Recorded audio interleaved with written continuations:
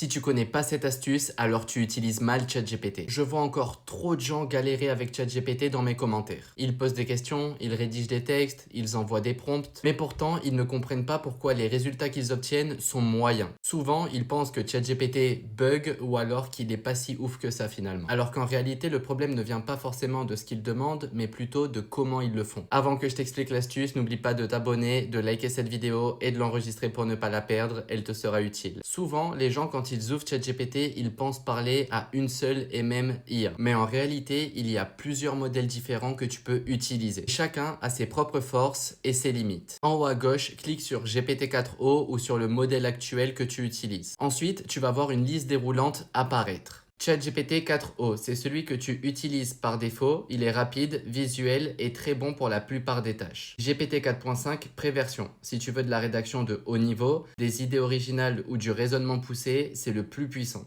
GPT 4.1, très bon pour coder ou pour faire des analyses logiques rapidement. 4o mini et mini AI. Ceux-là sont plus légers, ils sont utiles si tu veux juste une réponse rapide sans trop de réflexion. Par exemple, si tu veux un résumé d'article rapide, un modèle comme 4o mini est largement suffisant. Mais si tu veux rédiger une stratégie complète ou même un pitch, alors là, passe directement sur GPT 4.5. Faut que tu l'imagines comme si chaque modèle était un cerveau différent. Et en choisissant le bon, tu passes de bof à wow en un seul clic. Clique sur le lien dans ma bio pour accéder à mes meilleures astuces et mes meilleurs prompts.